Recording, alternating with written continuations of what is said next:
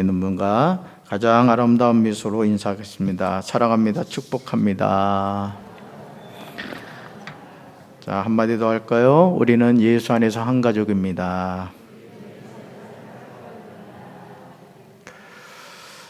할렐루야. 네, 오늘 시편 1편 1절 말씀으로 복 있는 사람이 되자, 복 있는 사람이 되자, 이런 제목으로 말씀의 은혜를 나누고자 합니다. 우리는 누구나 복 있는 사람이 되고 싶습니다. 그렇죠? 그래서 우리 어른들이, 우리 조상님들이 자녀의 이름을 지을 때 복자를 참 많이 넣었어요. 그죠? 복순이, 복자, 하여간 이 복자를 많이 넣습니다. 베개에다가 복자 넣고, 이불에다가 복자 넣고, 문에도 복자, 그냥 다 복자를 넣었어요. 그렇게 그냥 복 받고 싶어가지고 그랬죠. 자, 시편 기자는 시편 1편 1절에서 복 있는 사람은 악인들의 길을 따르지 아니하며 죄인들의 길에 서지 아니하며 오만한 자들의 자리에 앉지 아니하고 라고 우리에게 대답하고 있음을 보게 됩니다. 그러니까 시편의 시작이 복 있는 사람이 누구냐, 이것을 이야기하고 있는 거예요. 자, 우리가 잘 아는 복음성가 중에 당신은 사랑받기에 태어난 사람, 우리가 주일 저녁마다 부르죠. 자, 찬양을 들어보면 그 가사의 내용이 사람이 이 세상에 태어난 이유가 어디에 있는가에 대해서 분명히 제시하고 있어요. 여러분은 하나님께 너무 존귀한 분임을 믿으시길 바라요. 그래서 그런 말을 하더라고요. 그 자존심보다 더 중요한 것이 그 자존감이라는 그런 말을 하더라고요. 그러니까 오늘 우리가 이 세상을 살아가면서 의외로 자기 자신을 아주 이 폄하를 하고 너 같은 건 살 필요도 없어, 아주 이렇게 자학하는 그런 마음을 갖고 살아갈 때가 많아요. 여러분 어떠세요? 아, 저만 그랬군요. 제가 그런 적이 있었거든요. 그래서 막 제 머리를 막 때리면서 넌 마셔도 싸 이러면서 지가 지 머리를 때리니 어떡하겠어요. 참 웃기죠. 근데 의외로 여러분 아시죠? 한 달에 그 자살하는 분이 40명인가요? 하여간 그렇게 많다 그래요. 자살하는 분이. 여러분, 사랑을 받지 못한다고 느끼는 사람이 이 찬양을 들으면 반감을 느낄 수도 있습니다. 그러나 하나님이 사람을 만드실 때 관심 없이 만드신 것이 아니에요. 자, 우리 이 시간 한번 이 찬양을 부를 텐데, 찬양을 부를 거예요. 찬양을 부를 텐데, 찬양의 가사 하나하나를 아마 음미하면서 나는 이 세상에서 사랑받기에 태어난 존재임을 얼마나 받아들이고 있는지 한번 돌이켜 보시길 바라요. 그냥 입으로만 부르지 말고, 정말 내가 사랑받기에 태어났다는 것을 나는 인정하고 있나? 한번 자신을 점검하면서 우리가 이 찬양을 한번 불러보겠어요. 여러분, 좋으신 하나님은 우리를 사랑하세요. 아멘. 너무너무 사랑해요. 우리 찬양 고백하면서 한번 찬양합시다. 우리 한번 손에 이렇게 펴고요. 당신은 사랑받기 위해 태어난 사람, 당신의 삶 속에서 그 사랑받고 있지요.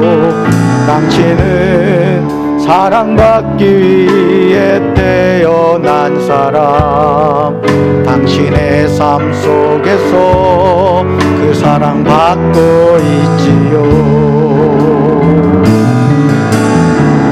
태초부터 시작된 하나님의 사랑은 우리의 만남을 통해 열매를 맺고, 당신이 이 세상에 존재함으로 인해 우리에겐 얼마나 큰 기쁨이 되는지. 자신을 향해서요. 당신은 사랑받기에 태어난 사람, 지금도 그 사랑 받고 있지요. 당신은 사랑받기에 태어난 사람, 지금도 그 사랑 받고 있지요. 자, 손을 가지고요 한번 이렇게 해보세요. 재진아 사랑해 하고 해보세요. 자, 시작. 또 같이 또 재진아 사랑해 이러면 안 돼요. 여러분, 하나님 여러분 사랑하신다고요. 아멘. 자, 창세기 1장 26절에서 자, 우리는 사람이 이 세상에 존재하게 된 근거를 알 수 있어요. 바로 이 말씀이죠. 한번 말씀 보여줄까요? 네, 같이 읽습니다. 하나님이 이르시되 우리의 형상을 따라 우리의 모양대로 우리가 사람을 만들고 그들로 바다의 물고기와 하늘의 새와 가축과 온 땅과 땅에 기는 모든 것을 다스리게 하자 하시고. 아멘. 우리가 주목해서 보아야 하는 내용은 우리의 형상을 따라 우리의 모양대로입니다. 여러분, 여기에서 우리는 누구죠? 누구예요? 하나님이 이르셨잖아요. 그죠? 하나님이 이르시되 우리의 형상을 따라 우리의 모양대로 우리가 사람을 만들고 했어요. 그럼 이 우리가 누구예요? 삼위일체 하나님이세요. 하나님. 아멘. 그뿐 아니라 하나님이 저와 여러분을 만드시면서 얼마나 큰 기대감을 품고 계신지 모릅니다. 너무너무 우리를 향한 기대감을 갖고 계세요. 자, 창세기 1장 26절 하반절에서 자, 아버지 하나님이 이렇게 말씀하셨어요. 같이 읽습니다. 그들로 바다의 물고기와 하늘의 새와 가축과 온 땅과 땅에 기는 모든 것을 다스리게 하자. 아멘. 하나님이 저와 여러분을 향하여 얼마나 큰 비전을 갖고 계신지 모릅니다. 그러니까 이 세상 만물을 다 만드시고 하나님이 우리한테요 위임해 주셨어요. 네가 이거 다스려라. 여기 나오잖아요. 그죠? 다스려라. 모든 것을 다스리라는 거예요. 우리를 그만큼 믿어준 거라고요. 그러니까 여러분, 우리가 이 책임이 큰 거죠. 그러니까 하나님이 우리를 그렇게 기대하고 계신 거예요. 하나님은 온 땅과 땅에 기는 모든 것을 다스리게 하자고 말씀하십니다. 그러나 정말 안타깝게도 이런 하나님의 비전은 아담이 하나님께 범죄함으로 말미암아 사라지고 말았습니다. 로마서 3장 16절에서 바울은 근본적인 원인을 분명하게 제시하고 있죠. 같이 읽습니다. 모든 사람이 죄를 범하였습니다. 그래서 사람은 하나님의 영광에 못 미치는 처지에 놓여 있습니다. 아멘. 아담이 하나님의 말씀에 불순종하여 선악을 알게 하는 나무의 열매를 따먹는 죄를 범함으로 말미암아 하나님이 사람에게 주셨던 큰 비전은 상실하고 말았던 거예요. 하나님이 처음 창조한 사람의 출발은 복 있는 사람이었습니다. 여러분, 우리는 복을 구할 필요조차도 사실은 없었어요. 우리 존재 자체가 복덩어리였거든요. 근데 범죄함으로 말미암아 하나님이 주 복을 다 잃어버린 거예요. 사람이 하나님과의 약속을 깨트림으로 자기 자신이 하나님이 주신 복 받는 길을 스스로 망친 것입니다. 오늘 시편 1편 1절은 이런 것에 대해서 우리에게 분명하게 말해주고 있습니다. 즉, 과연 복 있는 사람은 어떤 사람인가를 가르쳐주고 있는 거예요. 그러면 복 있는 사람은 어떤 사람입니까? 자, 우리는 이 말씀을 통해서 잃어버린 복을 찾아야 돼요. 자, 첫째 볼까요? 첫째, 같이 읽습니다. 복 있는 사람은 악인의 꾀를 쫓지 않습니다. 아멘. 복 있는 사람이라고 말할 때 우리가 보통 생각하는 것은 물질과 관련된 생각들이죠. 즉, 복이라고 하면 돈이나 재산을 말하기 쉽습니다. 그러나 시편 기자가 말하는 복 있는 사람의 첫째 조건은 그런 것과는 전혀 상관이 없는 것을 보게 됩니다. 왜일까요? 그것은 하나님이 우리에게 주신 성경이 기록된 목적이 우리가 생각하듯이 육신적인 것이나 물질적인 것에 초점을 맞추고 있지 않기 때문에 그래요. 자, 디모데후서 3장 16절에서 바울은 하나님이 성경을 기록하신 목적이 무엇인지 분명하게 전해주고 있어요. 같이 읽습니다.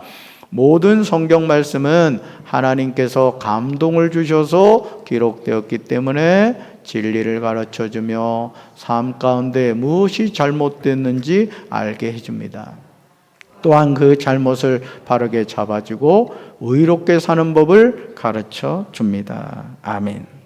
자, 성경이 기록된 바탕은 하나님의 감동이라는 거예요. 하나님의 감동. 하나님의 감동이란 성령의 사역을 뜻하는 겁니다. 이 성경이 그냥 만들어진 것이 아니라는 거죠.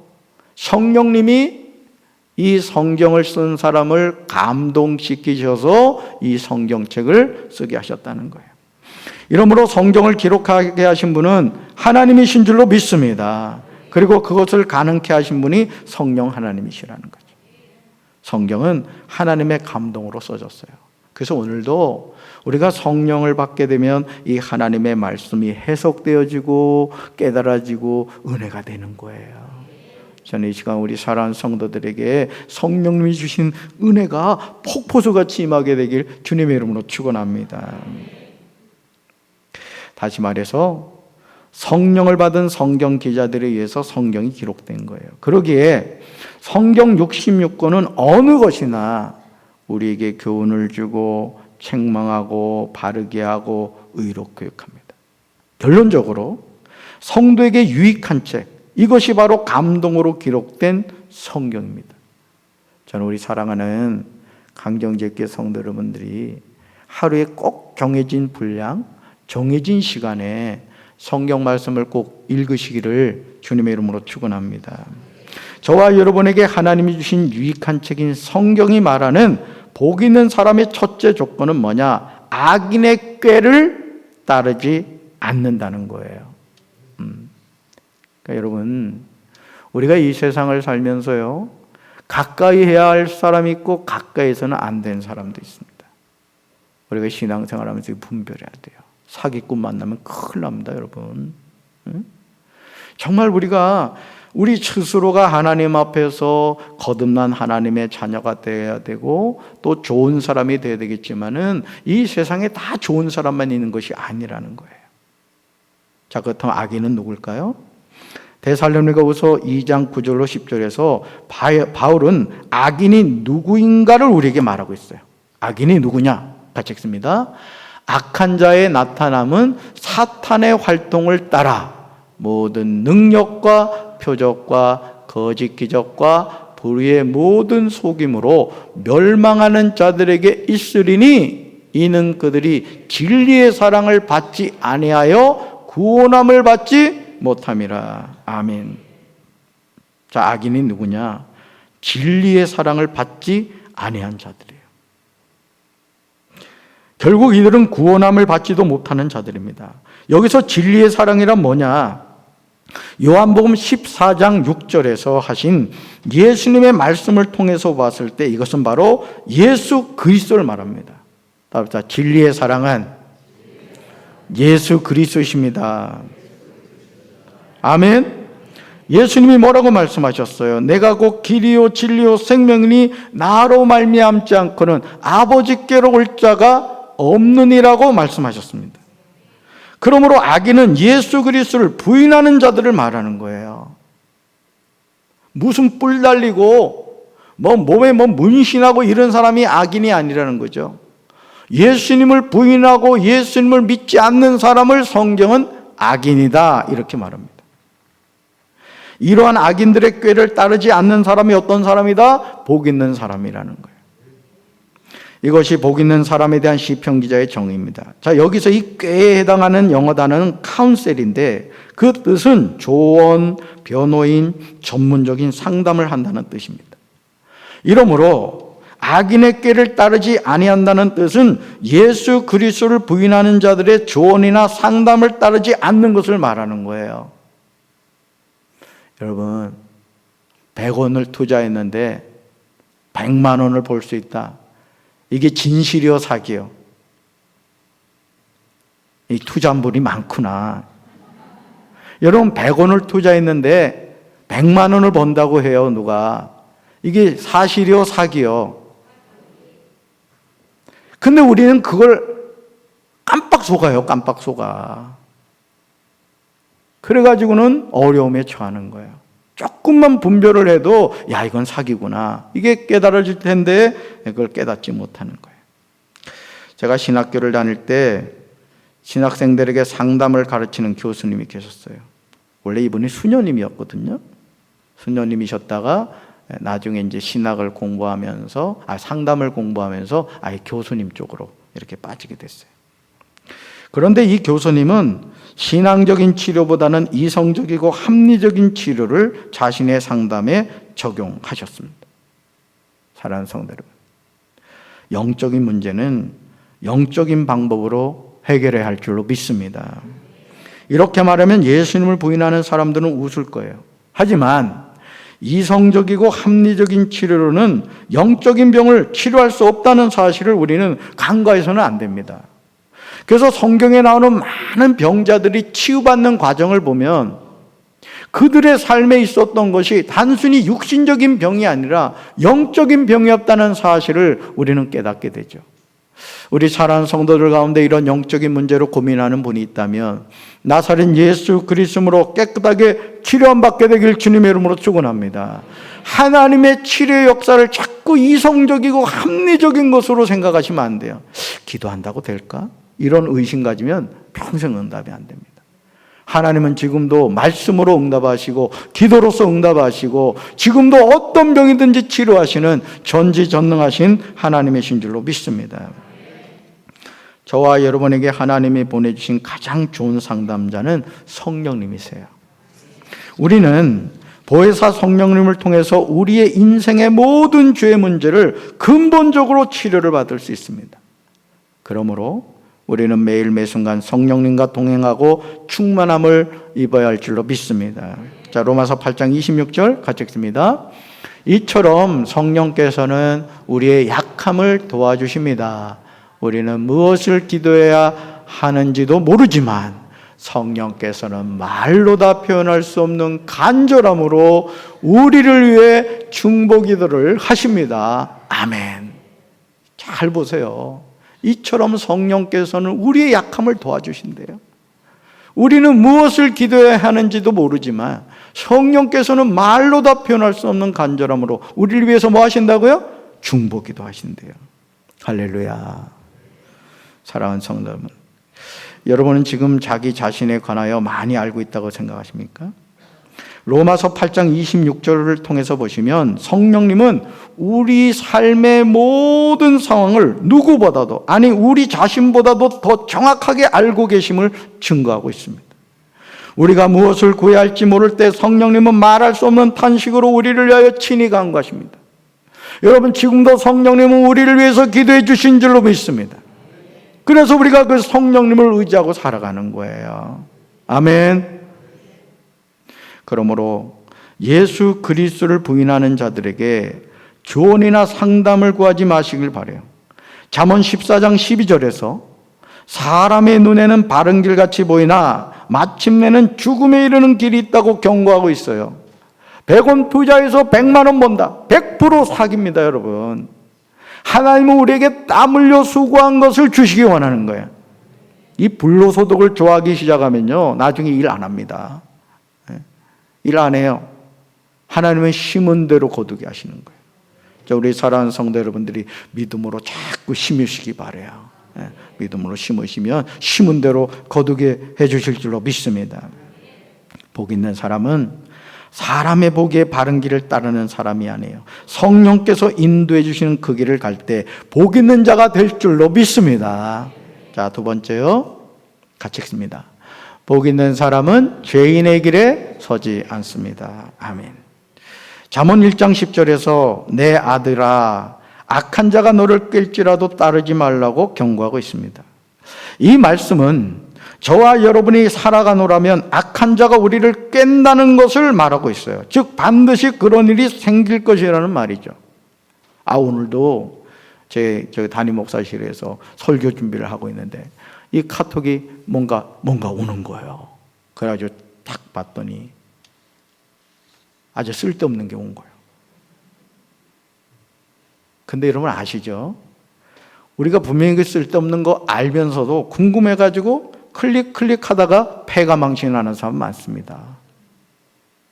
여러분 딱 보셔서 이거 아니다 하면은 바로 차단을 해버리거나 삭제를 해버려야 돼요. 아멘. 사람이 죄에 빠지는 게요, 처음부터 여러분 소도둑 되는 게 아닙니다. 바늘 도둑질하다가 나중에는 간이 커져가지고 소도둑이 되는 거예요. 우리가 죄를 짓는 것도 그렇습니다. 제 자신을 이렇게 가만히 봐도요, 죄 짓게 생겼죠? 대답 한 번, 세 번째가 누군지 알아요? 근데 누구나 그렇거든요. 우리가 정말 영적으로 깨어있지 않으면 어느 순간 죄악의 삶을 살고 있는 자신을 보게 된다는 거예요. 저는 우리 사랑하는 성도 여러분들이 악한 자가 우리를 깰 때 여러분 그런 것을 영적으로 분별하게 되길 주님의 이름으로 축원합니다. 그러므로 그때 너는 그러한 꾀임을 따르지 말라는 거죠. 영적 분별이 필요한 거예요. 그러면 죄인의 길은 무엇을 의미할까요? 자, 야고보서 1장 15절에서 예수님의 동생 야고보는 따라합시다. 욕심이 잉태한즉 죄를 낳고 죄가 장성한즉 사망을 낳습니다. 자, 욕심이 잉태한즉 뭐가 낳고요? 죄를 낳고 죄가 장성한즉 사망을 낳는다는 거예요. 야고보서의 말씀은 죄인의 길은 사망의 길이며 사망의 길은 욕심에서 시작하여 그것이 죄를 짓게 하고 이러한 죄는 결국 그 사람을 죽게 만든다는 거예요. 예전에는 단돈 10,000원만 있어도 그냥 감사해가지고 주님 보세요, 제 지갑에 10,000원짜리가 있어요. 막 감동했는데 이제는 뭐 10만 원짜리 수표가 있어도 전혀 고맙다는 생각이 안 돼요. 여러분 소소한 거에 감사하시길 바라요. 숨 쉴 수 있음에 감사하고 하늘 바라볼 수 있음에 감사하고 두 다리로 걸어 다닐 수 있음에 감사하고 여러분 감사하며 살아야 돼요. 감사하며 모든 게 감사잖아요.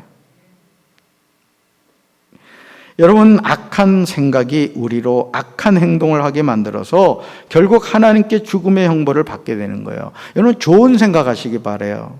아름다운 생각하셔야 돼요. 예, 나쁜 생각이 들어오면은 예수님의 이름으로 이 나쁜 놈아 썩 물러가라 물리치셔야 된다고요. 이러므로 죄인의 길은 사망의 길, 죽음의 길을 의미합니다. 사랑하는 성도 여러분, 복 있는 사람이 누구라고요? 복 있는 사람은 생명의 길에 서 있는 사람입니다. 그러면 생명의 길은 무엇입니까? 요한복음 6장 48절에서 예수님은 내가 곧 생명의 떡이라고 말씀하십니다. 그러므로 생명의 길은 예수 그리스도를 의미하는 거예요. 예수는 이 세상에 오셔서 사망의 길을 걷고 있는 우리들에게 생명의 길을 열어주신 줄로 믿습니다. 그러기에 복 있는 사람이 죄인의 길에 서지 않는다는 것은 생명의 길이 되시는 예수 그리스도 안에 거한다는 뜻이에요. 우리가 새벽에 요한복음 15장 말씀 나누었잖아요. 너희가 내 안에 거하고 내 말이 너희 안에 거하면 무엇이든지 원하는 대로 구하라. 그러면 이루리라고 말씀하셨잖아요. 여러분 얼마나 피곤해 사실은. 직장 생활하고 또 여러분 각자 일하다가 얼굴에 써 있어요. 여러분 얼굴에 목사님 빨리 끝내주세요. 얼마나 귀한지 몰라. 전 가끔 이런 생각을 하거든요. 야, 나는 이 목회하는 목사니까 그렇지. 야, 우리 성도들 정말 대단하다. 너무너무 사랑스러운 거야 그냥. 그렇게 보여요? 그래서 제가 이 외모에 신경 쓰는 거야. 머리카락이라도 하나 흩어져 있으면 여러분이 말씀은 안 듣고 저 머리카락이 왜 옆으로 가 있을까 그러거든요. 정말 여러분들이 너무 귀합니다. 제 목회를 하면서로 여러분들 예배드리러 이래 나오시는 분들 보면 너무너무 귀한 거예요. 담임 목사가 그런 마음이 드니 우리 하나님은 오죽하시겠어요 그냥. 그래서 머리카락이 없는 분들이 왜 그러냐, 너무 하나님 이뻐가지고 쓰다듬어줘서 그런 거야. 머리숱이 많은 분들은 회개해야 돼요. 저도 사실 젤 발라서 그랬지 머리숱이 많이 없어요. 하나님 너무 사랑해 주셔가지고. 자 보세요. 그러기에 복 있는 사람은 죄인의 길에 서지 않는다는 것은 뭐라고요? 생명의 길 대신 예수 그리스도 안에 거한다는 뜻인데 예수님과 함께 매 순간 동행하는 삶을 사는 거예요. 이게 축복입니다 사실은. 네. 우리는 이런 삶을 살아야 할 줄로 믿습니다. 사랑하는 성도 여러분, 죄인의 길의 시작은 인간의 욕심에서 시작된다는 사실을 명심하시기 바라요. 그러니까 욕심을 내지 마세요. 다시 말씀드리지만 100원 가지고 갑자기 100만 원 번다는 그런 거에 속지 말라고요. 그러니까 앞으로 여러분이 땀 흘려 수고한 것을 하나님 주십시오. 이렇게 하셔야 돼요. 쉽게 얻은 물질은 쉽게 사라지는 거 알죠? 갑자기 어떤 지역이 개발돼 가지고 토지 보상금으로 몇백억 받으면 어떻게 되는지 아십니까? 그냥 갑자기 농사 짓던 아저씨가 막 벤츠 사고 BMW 사가지고 말이죠, 그냥 술이나 먹고 다니고 그 돈 때문에 형제자매 간에 그냥 의상하고 풍비박산이 나는 거예요. 풍비박산이. 제가 예전에 이렇게 봤던 기사 가운데 참 감동적이었던 것이 어떤 노부부였는데 엄청난 복권에 당첨된 거예요. 근데요, 이 부부가 어떻게 한지 아세요? 그걸 전액 저기다 기탁을 해버렸어요. 엄청난 금액인데. 그러면서 뭐라 그랬냐면, 이제까지 우리는 이 돈 없이도 우리 부부가 잘 살았다는 거예요. 그래서 필요한 분들이 썼으면 좋겠다고 세상에 그거를 날 좀 주지.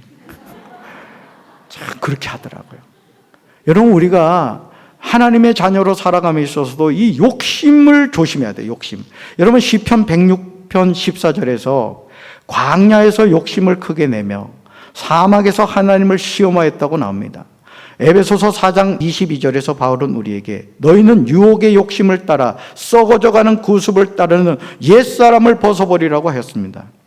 사람의 욕심은 하나님을 시험하는 행위가 된다는 거예요. 사람의 욕심은 썩어져가는 구습을 쫓는 옛사람의 모습이라는 거예요. 오늘 우리는 자신의 삶을 겸손하게 살피면서 살아야 할 줄로 믿습니다. 자, 셋째로요, 같이 읽습니다. 복 있는 사람은 오만한 자의 자리에 앉지 않습니다. 아멘. 사람이 오만하다는 것은 어떤 자들을 말하는 것일까요? 자, 이러한 자들은 남 우습게나 여기고 제 잘난 체만 하는 자들을 말합니다. 사랑하는 성도 여러분, 저와 여러분이 누구의 형상으로 지음을 받았는지 창세기 1장 26절과 27절에서 우리가 살펴보았죠. 창세기 1장 26절에서 하나님이 우리의 형상을 따라 우리의 모양대로 우리가 사람을 만들자고 하셨습니다. 이러므로 우리가 남을 우습게 여기는 행위는 하나님의 형상대로 지음을 받은 사람을 무시하는 것일 뿐만 아니라 창조적 하나님을 우습게 여기는 것이고 하나님 앞에서 잘난 체 하는 거예요. 이런 행동이 얼마나 어리석은 모습입니까? 그래서 여러분, 내 앞으로 거울을 볼 때마다 야, 너 참 잘생겼다. 너 정말 미인이야. 너 정말 미남이구나. 그런 말 해주셔야 돼요. 어째 반응이 이렇게 시원찮아요? 왜요? 누구 작품이에요? 그래서 얼굴에 너무 손대지 말아요. 그런 얘기가 있더라고요. 그 천국에 가면은 그 베드로가 성전 문에서 이렇게 들어오는 사람들을 체크를 한대요. 근데 한국 사람들은 하도 얼굴을 고쳐가지고 이 원본 대조하느라고 고생을 한대. 너무 고치지 말아요. 누구시죠? 이러면 안 된다고. 하나님 어렵게 하면 안 된잖아요. 그렇죠? 자, 보세요. 우리가 그렇기 때문에 다른 사람을 존중해야 되는 거예요. 왜요? 나도 하나님의 형상대로 지음받았지만 내가 대하는 상대방도 누구의 형상대로 지음받았어요? 하나님의 형상대로 지음받았기 때문에요. 그러니까 우리가 서로 존중해야 돼요. 옆에 있는 분들과 인사합시다. 사랑합니다. 축복합니다. 하나님 닮으셨군요. 이렇게 얘기하세요. 하나님 닮으셨군요. 여러분, 혹시 여러분을 무시하는 사람이 있으면 저한테 와 신고하세요. 하나님을 모독한 사람이 있다고. 베드로전서 5장 5절에서 베드로는 젊은 자들아 이와 같이 장로들에게 순종하고 다 서로 겸손으로 허리를 동이라. 하나님은 교만한 자를 대적하시되 겸손한 자들에게는 은혜를 주신다고 분명히 대답하고 있습니다. 사랑하는 성도 여러분, 하나님의 은혜를 체험하기 원하십니까? 그렇다면 겸손으로 허리를 동이시길 바라요. 베드로전서 5장 5절에서 베드로는 하나님은 교만한 자를 대적하시되 겸손한 자들에게 은혜를 주신다고 강조합니다. 결국 오만한 자리에 앉지 않는다는 것은 겸손한 자가 되는 것을 뜻하는 거예요. 겸손한 사람에게 시편 기자는 당신은 복 있는 사람이라고 대답합니다. 교만은 패망의 선봉일 뿐만 아니라 하나님은 교만한 자를 대적하십니다. 잠언 11장 2절에서 교만한 사람에게는 수치가 따르지만 겸손한 사람에게는 지혜가 따른다고 증언하고 있습니다. 사랑하는 성도 여러분, 절대 겸손하시길 바랍니다. 교만하면 반드시 함께 따르게 되는 것이 있는데 그것이 수치를 당하게 돼요. 어디 가서도 겸손하셔야 돼요. 어디 가서도 잘난 척할 이유가 없어요. 항상 나보다 남을 낮게 여기면은 여러분 스스로가 존중받게 된다고요. 아멘. 이것이 저와 여러분에게 제시하는, 성경이 저와 여러분에게 제시하는 복 있는 사람의 삶의 모습이죠. 자, 그러므로 복 있는 사람이 누구라고요? 복 있는 사람은 복의 근원 되시는 여호와 하나님을 앙망하며 살아갑니다. 하나님 그분을 사모하는 거예요. 이사야 40장 31절 한번 주목해 보시기 바라요. 자, 같이 읽습니다. 이사야 40장 31절 같이 읽습니다. 오직 여호와를 앙망하는 자는 새 힘을 얻으리니 독수리가 날개치며 올라간 같을 것이요 다른 박질하여도 곤비하지 아니하겠고 걸어가도 피곤하지 아니하리로다. 아멘. 복 있는 사람은 예수님을 부인하는 사람들에게 조언을 구하는 것이 아니라 성령의 인도를 직접적으로 받는 사람입니다. 이러므로 복 있는 사람은 시편 23편 1절에 고백을 하는 사람이죠. 바로 이 고백이요. 같이 읽습니다. 여호와는 나의 목자시니 내게 부족함이 없으리로다. 아멘. 여호와가 나의 뭐가 되신다고요? 목자가 되시는 거예요. 여러분 어린 시절을 한번 돌이켜 보세요. 우리가 나이를 먹는다고 이 나이 듦을 오해하려고 합니다. 우리가 나이를 먹으면 이제는 내 인생은 내가 책임져야지, 이게 나이 듦이라고 생각을 해요. 물론 육신적으로는 맞습니다. 그렇지만 영적으로 본다면은 그게 아니에요. 우리 인생이 누구로부터 왔죠? 누구와 함께 살죠? 누구한테로 가죠? 그럼요. 그러니까 하나님이 내 삶에서 떠나면 돼요, 안 돼요? 안 돼요. 그러니까 나이가 들어도 하나님 그분의 도우심을 늘 구하며 살아야 되는 거예요. 그래서 여호와는 나의 목자시라는 것을 잊지 않고 살아야 할 줄로 믿습니다. 복 있는 사람은 예수 그리스도를 목자로 섬기면서 따라가는 사람입니다. 모래 속에 아무리 사금이 많이 있어도 금맥을 찾는 것보다 많지 않습니다. 저와 여러분이 세상이라는 곳에서 아무리 사금 같은 복을 찾는다 하더라도 복의 근원이 되시는 예수님을 만나지 못하면 아무 소용이 없는 거예요. 모든 것이 헛되고 헛될 뿐입니다. 그러므로 복 있는 사람은 사망의 길에서 과감하게 떠나 믿음으로 생명의 길 되시는 주 예수 그리스도를 따르는 사람인 줄로 믿습니다. 복 있는 사람은 하나님의 형상대로 짐을 받은 사람을 존중하며 자신은 겸손으로 허리를 동이는 지극히 겸손한 사람이에요. 그래서 여러분 교회 안에서 신앙생활 할 때 또 직장에서나 어디서나 항상 겸손하셔야 돼요.